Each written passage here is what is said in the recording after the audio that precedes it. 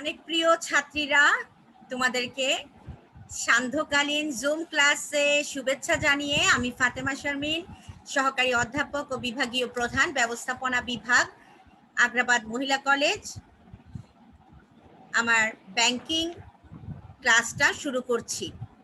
তোমাদেরকে যারা ক্লাসে আছো সবাইকে আমি স্বাগত জানাচ্ছি, আমন্ত্রণ জানাচ্ছি। যারা এখনো যুক্ত হতে পারো নাই তারা চেষ্টা করো যুক্ত হওয়ার জন্য। আমাকে অনেক মেয়েরা মেসেজ করছে, কারো কারো ফোন থেকে তারা কানেক্ট করতে পারছে না। যাদের ল্যাপটপ আছে তারা ল্যাপটপে সবসময় চেষ্টা করবে, হ্যাঁ, সেটা আরো ভালো মনে হয়, দেখা যায়, বোঝা যায়। এনিওয়ে, আমি আজকে আমার বিষয়টা হচ্ছে লাইফ ইন্স্যুরেন্স, জীবন বীমা। তোমরা কি আমাকে শুনতে পাচ্ছ? ইয়েস বলো। জি ম্যাম। হ্যাঁ, তাহলে আমাকে কোয়েশ্চেন করবা। হ্যাঁ, জীবন বীমা, জীবন বীমা কি?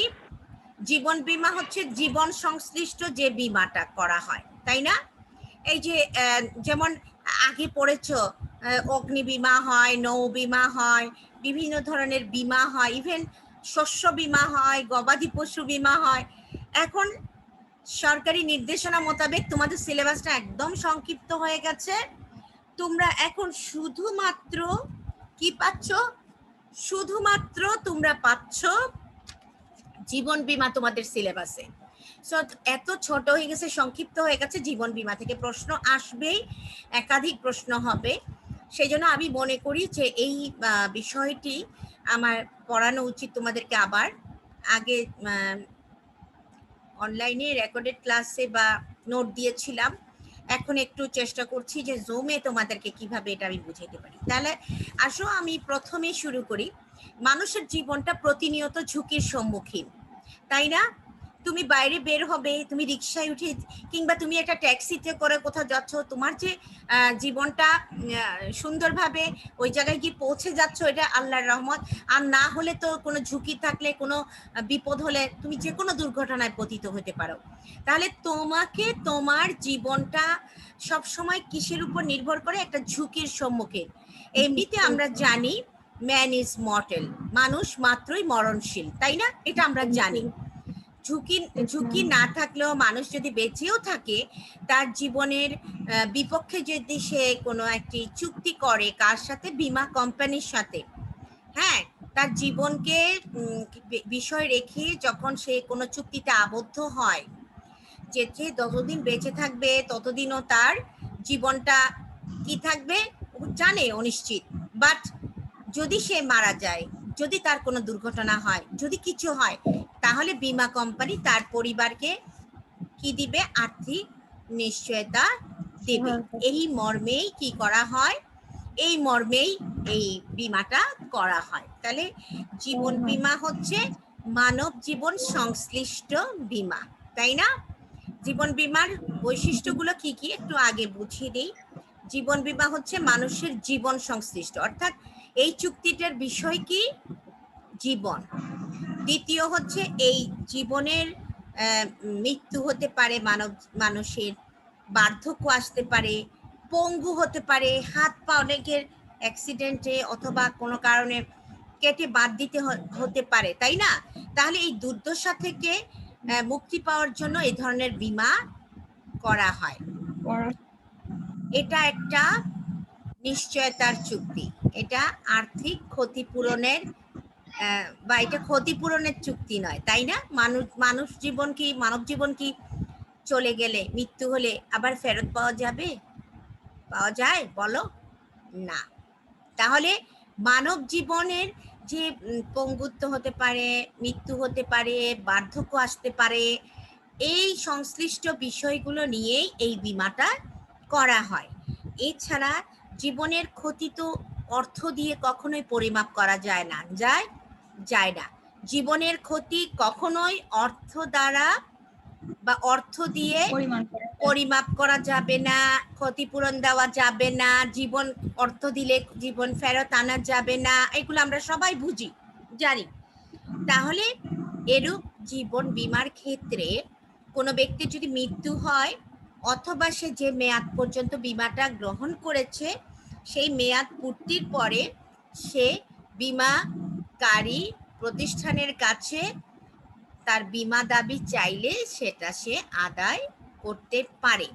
তাহলে তাহলে এখানে আমরা বলবো কি, জীবন বীমা হচ্ছে একটা চুক্তি, যে চুক্তিতে দুটো পক্ষ থাকে। এক পক্ষ হচ্ছে বীমাকারী, অপর পক্ষ হচ্ছে বীমা গ্রহীতা। দুই পক্ষের মধ্যে একটা চুক্তি হবে। সেই চুক্তির এটা কি, জীবনের বিপক্ষে ঝুঁকির চুক্তি, তাই না? জীবনের চুক্তিটা নিল কারা? বীমাকারী প্রতিষ্ঠান। আর তুমি কে? বীমা গ্রহীতা। বিনিময়ে তাকে কি দিবে? অর্থ বা প্রিমিয়াম। তাহলে যে চুক্তিতে মানুষের, তুমি এভাবে এক কথায় বলতে পারো, মানব জীবন বা মানুষের জীবন সংশ্লিষ্ট যাবতীয় বিপদের ঝুঁকির বিপক্ষে সম্পাদিত বীমাকেই বলা হয় জীবন বীমা। অর্থাৎ জীবন বীমা কি, মানুষের জীবনে যে বিভিন্ন কি হতে পারে, মৃত্যু হতে পারে, দুর্ঘটনা হতে পারে, এগুলার বিপক্ষে বা এই ঝুঁকির বিপক্ষে সম্পাদিত চুক্তি হচ্ছে জীবন বীমা। জীবন বীমায় দুটো পক্ষ থাকে, আবারও বুঝে নাও। এক পক্ষ হচ্ছে বীমাকারী, এক পক্ষ হচ্ছে বীমা গ্রহীতা। উভয় পক্ষের মধ্যে এই চুক্তিটা সম্পাদিত হয় অর্থ বা কি প্রিমিয়ামের বিনিময়ে বীমাকারী জীবনের ঝুঁকিটা গ্রহণ করে থাকে। জীবনের ঝুঁকি সে নেয়, অর্থাৎ আর্থিক নিশ্চয়তা দিতে পারে তার পরিবারকে তার মৃত্যুতে কিংবা তার অসহায়ত্বে বা তার পঙ্গুত্বে, কিন্তু মেয়াদ পূর্তিতে তাকে অর্থ দিতে পারে, যেটা তার পেনশন হিসেবে সে বেঁচে থাকলে সেটা পেনশন হিসেবে সে কাজে লাগাইতে। পেনশনের অর্থ যেভাবে পায়, বীমার অর্থ সেরকম পেয়ে সে তখন তো বার্ধক্যে সে চাকরি করতে পারে না, হ্যাঁ, কাজ করতে পারে না, তখন দেখা যায় যে তাকে অবসর থাকতে হয়। অবসরে তার চলাফেরার, ওষুধের খরচ, তার ছেলে মেয়ের বিয়ে কিংবা পড়াশোনার খরচ, এগুলো সে বীমা চুক্তি করে থাকলে সেখান থেকে আর্থিক নিশ্চয়তাটা পেয়ে থাকে। তাহলে আমরা যদি না বুঝি, তোমরা যদি না বুঝো, আমাকে 2বার 3বার 4বার জিজ্ঞেস করতে পারবে। তাহলে আমরা আবারও এর বৈশিষ্ট্যটাকে একটু বিশ্লেষণ করি। জীবন বীমার বিষয় হচ্ছে মানব জীবন সংশ্লিষ্ট, 1। 2 হচ্ছে এখানে মানুষের মৃত্যু হতে পারে, পঙ্গুত্ব আসতে পারে, বার্ধক্য আসতে পারে, অসুস্থতা জনিত কারণে দুর্দশায় পতিত হতে পারে, এগুলো সব বীমার আওতায় নেওয়া যায়, বীমার সাবজেক্ট হতে পারে এসব। তৃতীয় হচ্ছে এটা আর্থিক, এটা কোনো ক্ষতিপূরণের চুক্তি নয়, এটা হচ্ছে নিশ্চয়তার চুক্তি। কেন? বীমার, আমি বলেছি বীমার বিষয় হচ্ছে মানব জীবন, এবং মানুষের জীবন ফেরত দেওয়া যায় না, চলে গেলে ফেরত আনতে পারবে না, কিন্তু আর্থিক নিশ্চয়তাটা প্রদান করতে পারবে। আর জীবনের ক্ষতি তো অর্থ দিয়ে পরিমাপ হয় না, সেই জন্য এটাকে ক্ষতিপূরণের চুক্তি বলা যাবে না। যদি বলে যে জীবন বীমা কি ক্ষতিপূরণের চুক্তি, তুমি অবশ্যই উত্তর দিবে নো, না, এটা ক্ষতিপূরণের কোনো চুক্তি না। অর্থাৎ মানব জীবন ক্ষতিপূরণ দিয়ে পূরণ করা যাবে না। আর এরূপ বীমাকারীর যদি মৃত্যু হয়, তাহলে মৃত্যুর পর তার পরিবার এই অর্থ পাবে, অথবা সে যদি বেঁচে থাকে বীমার মেয়াদ পর্যন্ত, তাহলে 25 বছর মেয়াদি বীমা করেছে, তার 25 বছর বয়সে 50 বছর সে বেঁচে থাকতে পারেই, তাই না? একটা মানুষ স্বাভাবিক 50 বছর বয়সে সে তার জীবন বীমার যার সাথে করেছে, যে কোম্পানির সাথে বা যে প্রতিষ্ঠানের সাথে, তার থেকে বীমা দাবি আদায় করতে পারে তার কাগজপত্র দেখিয়ে। এটা হলো বেসিক কথা। তাহলে আমরা বলবো এটা মানব জীবন সংশ্লিষ্ট, এটা নিশ্চয়তার চুক্তি, এখানে কোনো ক্ষতিপূরণ চুক্তি না, এখানে বীমাযোগ্য স্বার্থ থাকবে। স্বামী স্ত্রীর জন্য করতে পারে, তাই না? কারণ স্ত্রীর মৃত্যুতে স্বামীর আর্থিক স্বার্থ জড়িত থাকে। বীমাযোগ্য স্বার্থ মানে কি? বীমাযোগ্য স্বার্থ হচ্ছে চুক্তিতে এমন একটি বীমাযোগ্য স্বার্থ থাকতে হয় বীমা চুক্তিতে, যেখানে যে আর্থিক স্বার্থ থাকে। আর্থিক স্বার্থ কিরকম? অর্থাৎ পিতা পুত্রের জন্য বীমা করতে পারে, তার নিজের স্ত্রীর জন্য করতে পারে।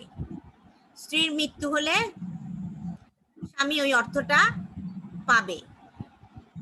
অথবা পিতার মৃত্যু হলে সন্তান সেই অর্থটা পাবে, ঠিক আছে। তারপরে হচ্ছে চূড়ান্ত সৎবিশ্বাস থাকতে হবে। বীমা চুক্তিতে কোনো কিছু গোপন করা যাবে না, বয়স, তারপরে অসুস্থতা, এগুলো সব উল্লেখ করতে হবে চুক্তিপত্রে।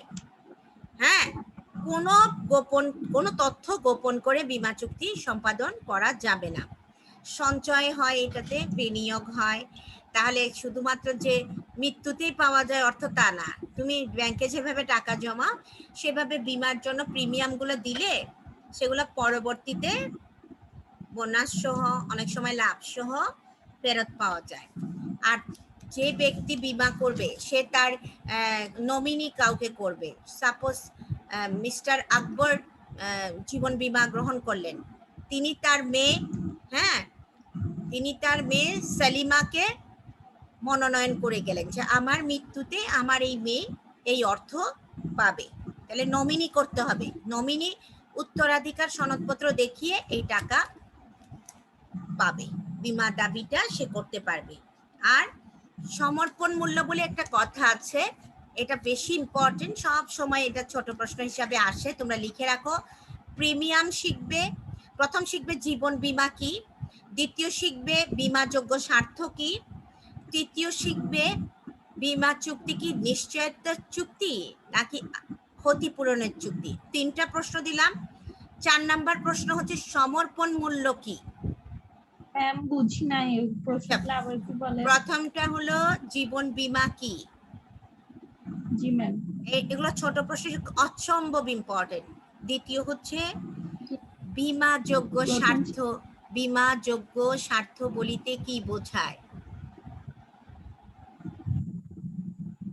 বীমাযোগ্য স্বার্থ বলিতে কি বোঝায়। তৃতীয় হচ্ছে বীমা চুক্তি কি নিশ্চয়তার চুক্তি না ক্ষতিপূরণের চুক্তি। জীবন বীমা চুক্তি লিখো, জীবন বীমা চুক্তি কি নিশ্চয়তার চুক্তি না ক্ষতিপূরণের চুক্তি।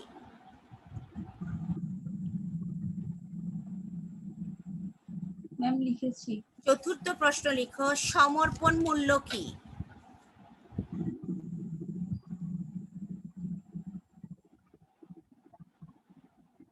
সমর্পণ মূল্য কি।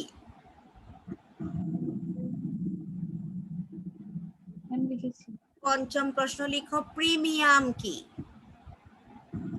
প্রিমিয়াম কি, একটা থেকে একটা ইম্পর্টেন্ট,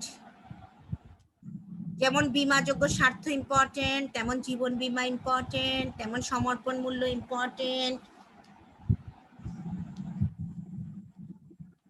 আচ্ছা, আমরা জীবন বীমার শ্রেণী বিভাগটা নেক্সট ক্লাসে পড়ব। জীবন বীমা শ্রেণী বিভাগটা থেকেই মূল প্রশ্নটা আসে সিকিউতে, আর শর্ট কোয়েশ্চেন গুলো জ্ঞান অনুধাবন এইগুলা থেকে আসে সামনের দিকে, যেগুলা বলছি সেগুলা। আরেকটা শর্ট কোয়েশ্চেন আছে, ওটাও লিখে ফেলো, আজকে দিয়ে দেই। মৃত্যু হার পঞ্জি কি। মৃত্যু হার পঞ্জি কি। মৃত্যু হার পঞ্জি কি। আজকে ছোট প্রশ্ন সবগুলাই দিয়ে দিচ্ছি। বার্ষিক বৃত্তি কি।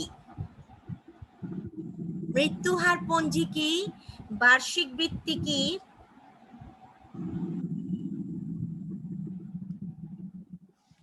মৃত্যু হার পঞ্জি কি, বার্ষিক বৃত্তি কি, দ্বৈত বীমা কি, আরেকটা দিব, দ্বৈত বীমা কি, পুনর্বীমা কি। এগুলা খুব ইম্পর্টেন্ট, এগুলা বিগত 5-7 বছরের প্রশ্ন ঘাটলে দেখবে এগুলার বাইরে প্রশ্ন নাই, শর্ট কোয়েশ্চেন বা অনুধাবনের কোয়েশ্চেন এগুলাই। বিশেষ করে লাস্টেরটা কি বলছেন, পুনর্বীমা কি। পুনর্বীমা কি, হ্যাঁ।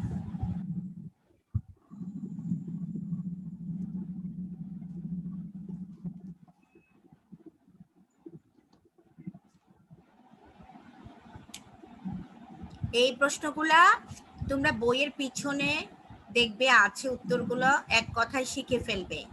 সমর্পণ মূল্য বলিতে কি বোঝায় বললে 2 কথায় শিখতে হবে, মানে 1 লাইন লিখবে কাকে বলে, দ্বিতীয় লাইনে বুঝিয়ে লিখবে। সমর্পণ মূল্যটা এখন একটু বলি। আমরা যে বৈশিষ্ট্যগুলো আলোচনা করছিলাম তার মধ্যে সমর্পণ মূল্য ইংরেজিতে বলে সারেন্ডার ভ্যালু, ইংলিশে কি বলে সারেন্ডার ভ্যালু। জীবন বীমা তো আজীবন মেয়াদে করা যায়, সাময়িকভাবে করা যায়, 3 ভাবে জীবন বীমা করা যায়। তাহলে আজীবন ও মেয়াদি বীমার ক্ষেত্রে তুমি যতদিন পর্যন্ত বা যে বীমা গ্রহীতা সে যতদিন পর্যন্ত যত মেয়াদ পর্যন্ত বীমাটা করলো সে যে প্রিমিয়াম দিতে পারবে তার কোনো গ্যারেন্টি নাই। মনে করো সে 3 বছর বীমার প্রিমিয়াম দেওয়ার পরে সে অসুস্থ হয়ে গেছে, তার চাকরি চলে গেছে, তখন সে আর প্রিমিয়াম দিতে পারছে না। সেই ক্ষেত্রে সে তার পলিসিটা সারেন্ডার করবে কার কাছে? বীমাকারী প্রতিষ্ঠানের কাছে বলবে যে আমি আর পলিসি চালাবো না। তখন যখন সে পলিসি বন্ধ করে দিতে চায় তখন সে একটু তার প্রিমিয়ামের অর্থ দাবি করে। তখন বীমাকারী প্রতিষ্ঠান পরীক্ষা করে ব্যবস্থাপনা খরচ কেটে বাদ দিয়ে তাকে যে অর্থ ফেরত দেয় সেটাকে বলে সমর্পণ মূল্য বা সারেন্ডার ভ্যালু। তাহলে সারেন্ডার ভ্যালু বা সমর্পণ মূল্য অত্যন্ত ইম্পর্টেন্ট একটা বিষয়। যখন বীমা গ্রহীতা পলিসি চালাতে অক্ষম হয়ে যায় বা অসমর্থ হয় তখন সে তার পলিসি চালাবে না এই মর্মে বীমাকারী প্রতিষ্ঠানকে জানালে বীমাকারী প্রতিষ্ঠান তাকে যে অর্থ বা যে মূল্য ফেরত দেয় তাকে বলা হয় সমর্পণ মূল্য। তাহলে এটাও খুব ইম্পর্টেন্ট একটা শর্ট কোয়েশ্চেন। আর লাস্ট বৈশিষ্ট্য কি? জীবন বীমার মৃত্যু ঝুঁকির উপর প্রিমিয়ামের হার নির্ভর করে। সাপোজ মৃত্যু হার পঞ্জিকা নির্ভরতা এটাকে বলে। মৃত্যুর হার মানে ছোট বাচ্চারা মৃত্যুর হার কম, 10 বছর বয়স পর্যন্ত, 10 থেকে 20 বছর পর্যন্ত মৃত্যুর হার কম, 20 থেকে 30 বছর পর্যন্ত মৃত্যুর হার কম। মৃত্যুর হার কম যখন তার কোনো অসুখ বিসুখ নাই সেই ক্ষেত্রে প্রিমিয়ামের পরিমাণ কম হবে। 50-এর পরে মৃত্যুর হার বেশি, সেখানে প্রিমিয়ামের পরিমাণ বীমাকারী বেশি ধার্য করবে। তাহলে দেখা যাচ্ছে যে যখনই একটি ব্যক্তির বয়সের তারতম্য হয়, তাই না? বয়স হতে হতে সে যখন মৃত্যুর কাছাকাছি যায় বা কোনো অসুস্থতা থাকে, প্রেশার থাকে, সুগার থাকে, অথবা তার হাই ডায়াবেটিসের কারণে সে হার্টের সমস্যা, তখন দেখা যায় যে সে যখন বীমা করতে যায় তাকে বীমাকারী প্রতিষ্ঠান বেশি প্রিমিয়াম ধার্য করে। আর যাদের মৃত্যুর হার কম যেই বয়সটায় সেখানে প্রিমিয়ামের হারটা কম হয়। যেমন অতীত মৃত্যু হারের একটা পরিসংখ্যান এবং ওটার পরিপ্রেক্ষিতে মৃত্যুহার পঞ্জিকা তৈরি করা হয় এবং বয়সের তারতম্য দেখানো হয় যে এই বয়সে কত মৃত্যু হয়েছিল গত 2 বছর। হ্যাঁ, এভাবে অতীতের মৃত্যুর হারের পরিপ্রেক্ষিতে ভবিষ্যতে কত মৃত্যুর হার হতে পারে এভাবে নির্ধারণ করে। এই জন্য মৃত্যুহার পঞ্জিকাটাও তোমাদের জন্য অত্যন্ত ইম্পর্টেন্ট একটা শর্ট কোয়েশ্চেন। তাহলে আমরা আজকে জীবন বীমা কি এবং তার রিলেটেড শর্ট কোয়েশ্চেনগুলো জানলাম, তার বৈশিষ্ট্য জানলাম। আমরা জানি এটা মানব জীবন সংশ্লিষ্ট, আমরা জানি এটা নিশ্চয়তার চুক্তি, আমরা জানি এখানে বীমাযোগ্য স্বার্থ থাকতে হবে, আমরা এটাও জানি যে জীবন বীমা সমর্পণ মূল্য প্রদান করা হয়, তাই না? তারপরে এখানে কাউকে নমিনি বা মনোনয়ন করতে হয়। আর সর্বোপরি আমরা কি জানি? জীবন বীমা একটি চুক্তি, যে চুক্তিতে জীবনের জীবন সংশ্লিষ্ট জীবনের বিপক্ষে নির্দিষ্ট প্রিমিয়ামের বিনিময়ে নির্দিষ্ট মেয়াদান্তে বা নির্দিষ্ট সময় শেষে বা কোনো ব্যক্তির মৃত্যুতে তাকে বীমা দাবি বা নিশ্চয়তার অর্থ প্রদান করা হবে, এই মর্মে নিশ্চয়তা প্রদান করা হয়। তাহলে এই চুক্তিতে দুটো পক্ষ, বীমাকারী বীমা গ্রহীতা, বীমাকারীকে বীমা গ্রহীতা প্রিমিয়াম প্রদান করবে এবং নির্দিষ্ট প্রিমিয়ামের বিনিময়ে সে জীবনের ঝুঁকিটা কাকে দিয়ে দিচ্ছে? বীমাকারী প্রতিষ্ঠানকে বীমা গ্রহীতা দিয়ে দিচ্ছে। এবং নির্দিষ্ট মেয়াদ হলে অথবা তার মৃত্যু হলে বীমাকারী প্রতিষ্ঠান তাকে ওই অর্থটা বা নিশ্চয়তার অর্থটা ফেরত দেবে। তাহলে জীবনের ঝুঁকিটা সব সময় আমাদের আছে, প্রতিনিয়ত আছে।